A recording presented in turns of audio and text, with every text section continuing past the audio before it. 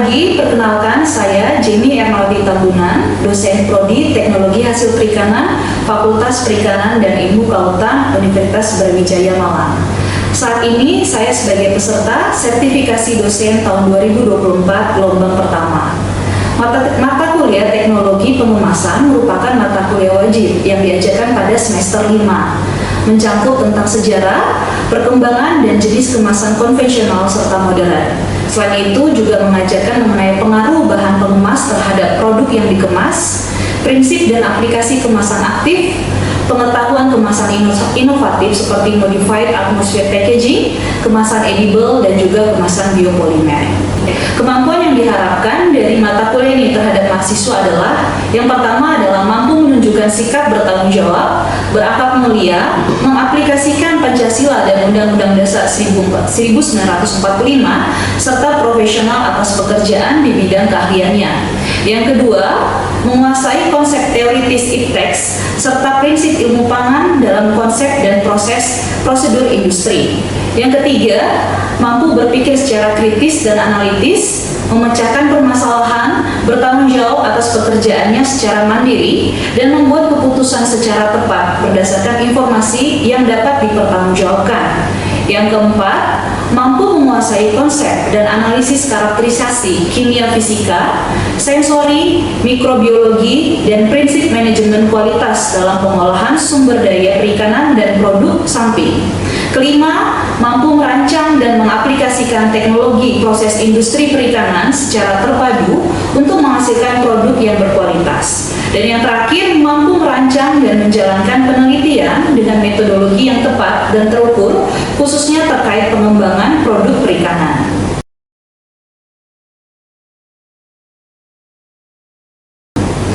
Untuk materi pembelajaran terdiri dari beberapa, yaitu yang pertama adalah sejarah dan perkembangan serta fungsi pengemasan makanan.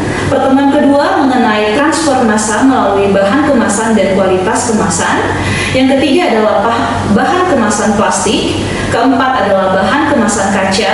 Kelima, bahan kemasan karet. Yang keenam, migrasi bahan kemasan dalam bahan pangan yang dikemas. Ketujuh adalah kemasan aktif. Kedelapan, modified atmosphere packaging. Yang kesembilan adalah kemasan edible coating. Kesepuluh, kemasan edible film. 11, kemasan biopolimer. 12, recycling, reusing, reducing food packaging. 13, standarisasi kemasan, label, desain dan pembuatan kemasan bagian pertama. Dan yang ke-14 adalah standarisasi kemasan, label, desain dan pembuatan kemasan bagian kedua.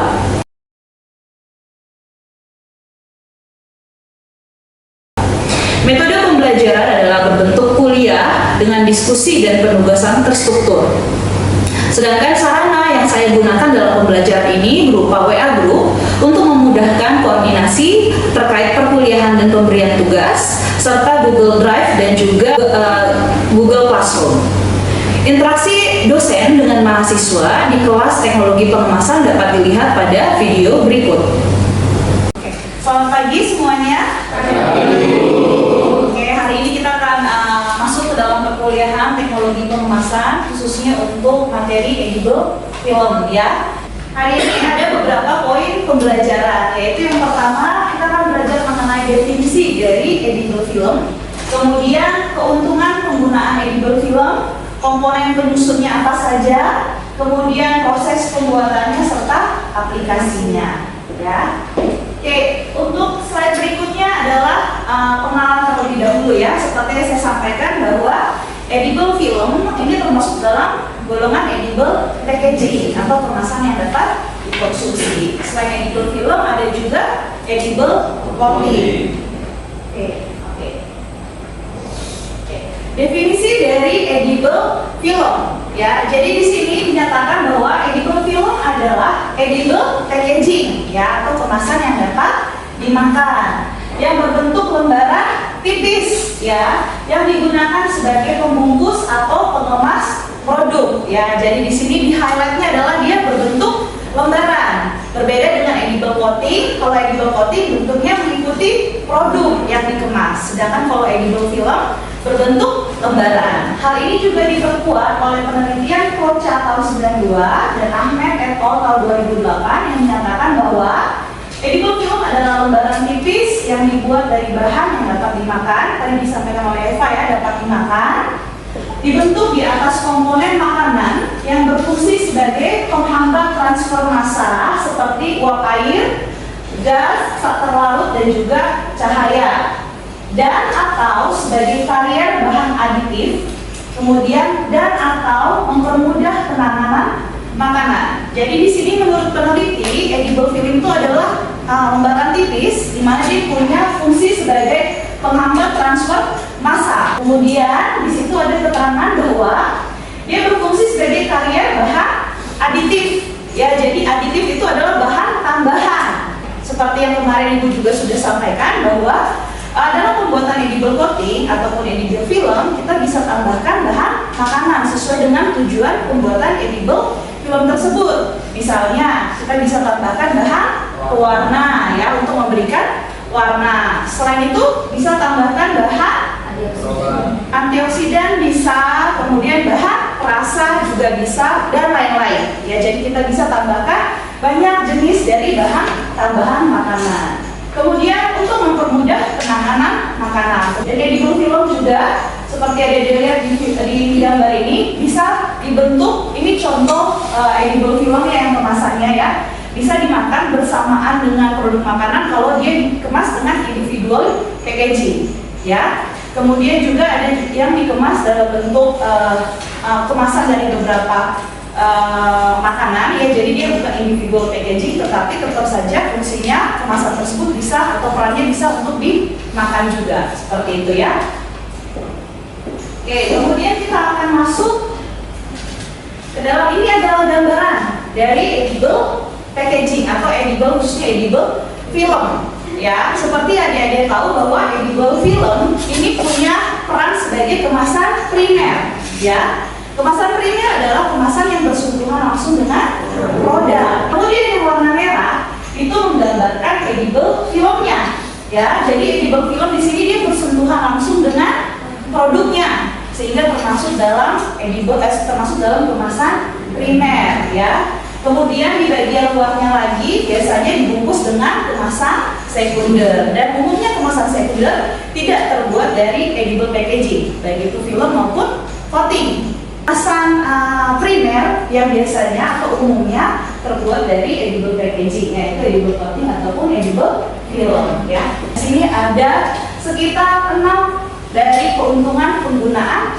edible film ya. Yang pertama adalah edible film dapat dikonsumsi bersamaan dengan produk pengemas. Tidak ada pembuangan pengemas sehingga ramah terhadap lingkungan. Untuk jelasnya poin 1. Kemudian poin 2, jika film tidak dikonsumsi, film tersebut dapat terdegradasi oleh mikroorganisme. Kemudian yang ketiga, film dapat berfungsi sebagai suplemen gizi pada makanan, terutama film yang dibuat dengan bahan dasarnya protein. Jadi, secara tidak langsung, film ini juga bisa dapat berperan sebagai suplemen gizi pada makanan. Ya, dia menambah nilai gizi makanan. Karena apa? Karena bahan penyusunnya tadi bisa dari protein, bisa dari karbohidrat atau dari lemak. Ya, jadi misalnya kita kemas buah, umumnya buah tinggi serat sama vitamin. Ya, yang kandungan proteinnya sangat rendah ya kalau di buah-buahan. Ya, tapi kalau kita kemas dengan edible packaging, khususnya edible film yang terbuat dari protein, ketika kita makan buah, kita nggak cuma dapat serat sama vitamin aja, ya, tapi kita juga bisa dapat kandungan protein yang merupakan bahan dasar pembuat edible film. Jelas ya?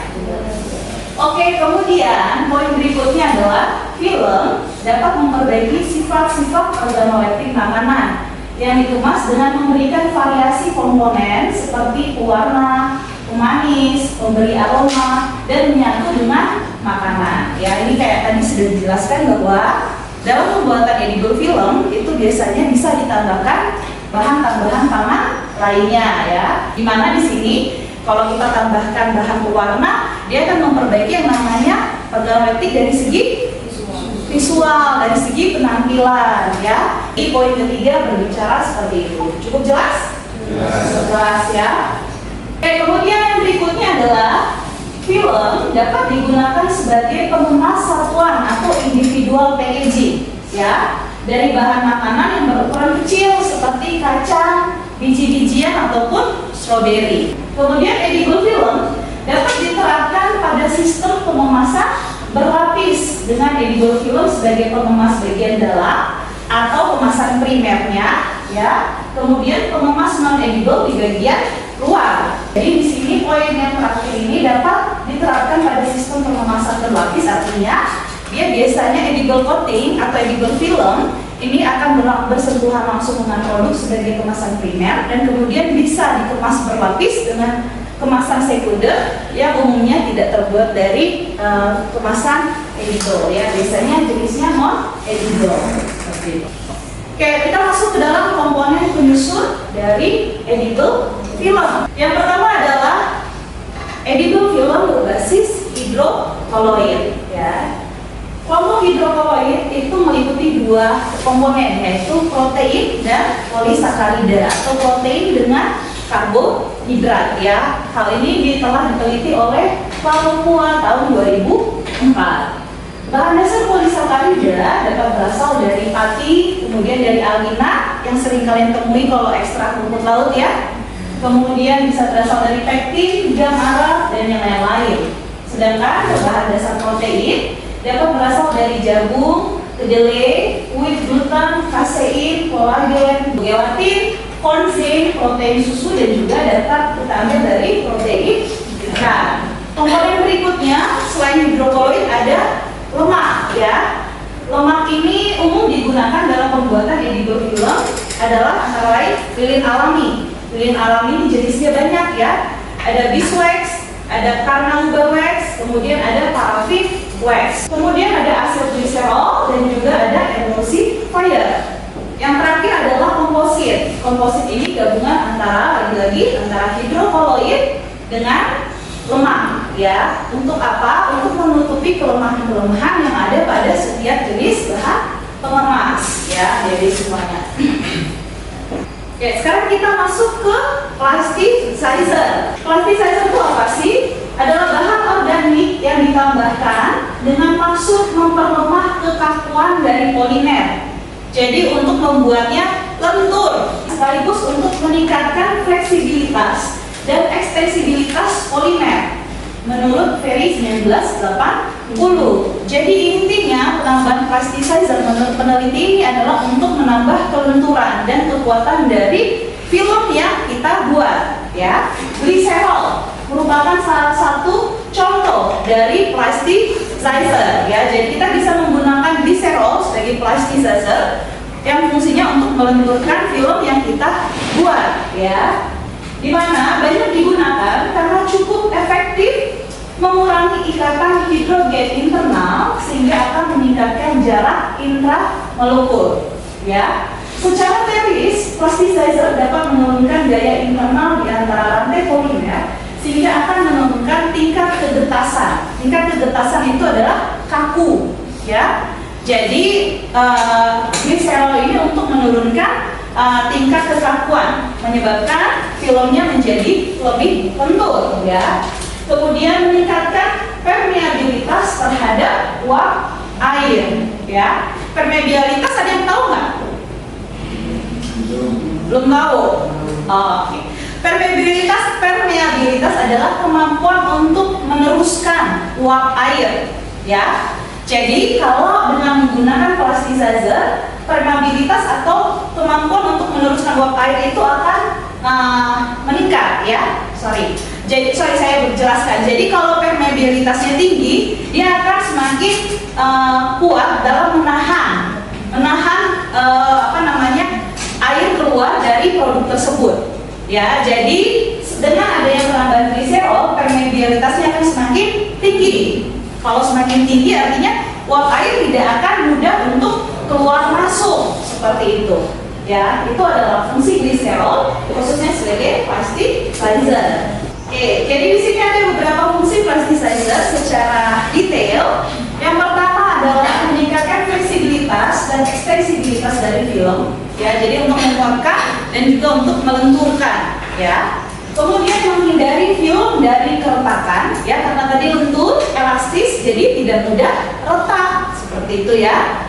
Kemudian meningkatkan permeabilitas terhadap gas, uap air, dan juga zat-zat terlarut. Jadi dia mencegah terjadinya transfer uap air atau uap air ini keluar dari produk, ataupun sebaliknya uap air masuk ke dalam produk, ya. Dan yang terakhir meningkatkan elastisitas film. Setelah kita belajar mengenai komponen penyusun dari edible film, sekarang kita akan masuk ke dalam pembentukan edible film. Jadi faktor-faktor apa saja sih yang mempengaruhi pembentukan edible film? Ya, ada 3 di sini, yaitu yang pertama suhu, dan yang kedua adalah konsentrasi pati atau konsentrasi bahan baku untuk pembuatan edible film, dan yang terakhir adalah plasticizer tentunya ya. Jadi suhu perlakuan panas diperlukan untuk membentuk pati tergelaminisasi sehingga terbentuk pasta pati yang merupakan bentuk awal dari edible. Jadi kita harus bentuk dulu nih, seperti tadi, sebelumnya saya sampaikan, kita harus bentuk seperti cairan yang bisa dipakai. Kalau bentuknya seperti cairan dan kemudian cuma sampai dipanaskan saja, kita bisa manfaatkan untuk coating, ya. Tapi kelemahannya coating, dia tidak bisa membentuk lembaran. Ya, jadi pada tahapan ini suhu dia menyebabkan bahan baku pembuat edible coating ataupun edible film itu menjadi kental aja, cair dan kemudian mengental. Ya, cuma sampai tahap pengentalan saja. Ya, kalau suhunya kurang, maka apa yang terjadi? Dia akan lama untuk mengental, ya, seperti itu. Kalau suhunya terlalu tinggi, takutnya dikhawatirkan akan merusak fungsi dari bahan-bahan penyusunnya. Ya. Kemudian yang kedua, konsentrasi bahan penyusun. Tentu saja ya, banyak sekali penelitian yang menyatakan misalnya ada penambahan konsentrasi pada konsentrasi tertentu, edible film yang terbentuk akan semakin kuat dan juga elastis. Kemudian yang terakhir adalah plasticizer. Tentu saja ya, komponen ini yang paling penting untuk membentuk lembaran. Ya, jadi semuanya. Kalau tanpa ini maka kemasannya cuma berfungsi sebagai edible coating, ya, yang tidak dapat membentuk lembaran. Oke, sekarang kita masuk ke slide berikutnya mengenai tahapan pembuatan edible film. Ya, jadi dalam pembuatan edible film, yang pertama kita harus larutkan bahan dasarnya dulu ya, baik itu hidrokoloid jenisnya ataupun lipid ataupun keduanya, atau sebutannya adalah komposit ya. Kemudian kita tambahkan satu komponen yang penting untuk membentuk lembaran, yaitu plasticizer ya. Setelah itu dipanaskan dengan suhu 55 sampai 70 derajat Celcius sampai dengan 15 menit. Oke, dipanaskan itu tujuannya untuk menghomogenkan dan mencampurkan antara bahan penyusun dengan plasticizer ya, jadi semua serta membentuk gelatin atau gel.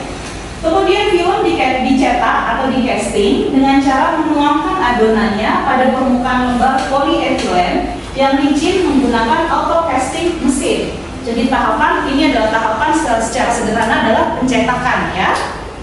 Berikutnya dibiarkan beberapa jam pada suhu 35 derajat Celcius atau suhu ruang ya, adik-adik semuanya, dengan tingkat kelembapannya adalah 50%. Setelah itu film yang dihasilkan kemudian dikeringkan selama selama 12 sampai 18 jam pada suhu 30 derajat Celcius. Lagi-lagi suhunya tidak terlalu tinggi ya untuk mengeringkan dengan kelembapan 50%. Setelah itu dilanjutkan dengan penyiapan atau condition dalam ruang selama 24 jam. Nah, ini adalah gambaran visual dari edible film. Mungkin ada beberapa dari kita yang belum pernah lihat, atau mungkin tahunya yang sudah diaplikasikan di produk ya. Nanti dari sinilah baru kemudian diaplikasikan untuk membungkus produk makanan. Nah, ini adalah informasi sebenarnya kita buat edible film sudah berhasil atau belum. Tahu berhasil atau tidak itu kita balikan ke standarnya. Ya, sejauh ini standar yang digunakan dalam pembuatan edible film adalah Japanese Industrial Standard atau JIS ya, tahun 1975. Di sini ada aktivitas air ya, kemudian ada ketebalannya, kemudian persen pemanjangan ya, kemampuan dia untuk memanjang seperti itu, harus lentur ya adik-adik semuanya. kemudian kuat tekanan, kelarutan, laju transmisi gas O2, dan laju transmisi uap air. Harus diukur tadi. Karena apa? Tadi harapannya edible film itu punya permeabilitas yang tinggi. Jadi dia tidak mudah untuk melewatkan uap air ataupun gas. Seperti itu. Sehingga tetap mempertahankan kualitas dan umur simpan dari produk yang dikemas. Kemudian ini adalah slide terakhir ya, dari semuanya adalah aplikasi dari edible film. Di sini edible film bisa diaplikasikan di produk pangan dan juga non pangan ya. Contoh dari produk non pangan itu adalah edible film yang digunakan untuk melapisi obat-obatan ya. Biasanya juga bisa dibentuk menjadi kapsul obat ya. Kemudian kalau di bidang pangan seperti yang sudah kalian sampaikan, bisa untuk pembuatan sosis seperti gambar di atas. Ya, kemudian juga bisa untuk mengemas keju misalnya, jadi bisa langsung dimakan bersamaan dengan kejunya. Kemudian bisa juga untuk melapisi manisan, produk confectionery seperti permen dan coklat seperti yang tadi disampaikan teman kalian. Bisa juga untuk melapisi buah-buahan, sayur-sayuran, beberapa produk daging, unggas maupun hasil laut ya. Jadi pemanfaatannya cukup luas ya dari edible film. Dan ini adalah teknologi baru di mana peran dari edible film ini bisa menggantikan plastik yang sifatnya sintetis ya adik-adik semuanya, dan juga bisa menjadi jawaban untuk mengganti yang namanya plastik sebagai kemasan selama ini ya. Oke, itu saja materi kali ini. Sebelum saya tutup, ada yang mau ditanyakan terlebih dahulu? Silakan. Ada yang mau tanya? Oke. Untuk pertanyaan pertama Muas, keduanya Eva, terus ke yang terakhir Yolda, yang lain menyusul ya. Oke, silakan. Baik, terima kasih Ibu. Mohon izin bertanya mengenai tadi bahan, Ibu menjelaskan mengenai bahan penyusun edible film itu. Untuk kelebihan dan kekurangannya sendiri terkait 3 jenis bahan yang Ibu jelaskan tadi, apa ya? Terima kasih. Baik Bu, jadi izin bertanya untuk kan tadi contoh untuk produk yang menggunakan edible packaging itu kan ada yang kayak edible coating saja, ada yang edible film saja. Nah, misal nih Bu, apakah ada bahan makanan yang dikemas menggunakan edible coating dan juga edible film secara bersamaan? Gitu. Baik Bu, izin bertanya, tadi kan dijelaskan juga tentang kelebihan dan keuntungan tentang penggunaan edible film tersebut. Nah, untuk kekurangannya sendiri itu apa ya Bu? Mungkin bisa disebutkan begitu. Oke, terima kasih untuk pertanyaannya. Untuk pertanyaan pertama, Muas, apa kelebihan dan kelemahan dari masing-masing komponen penyusun ya? Oke, yang pertama kita mulai dari hidrokoloid dulu ya.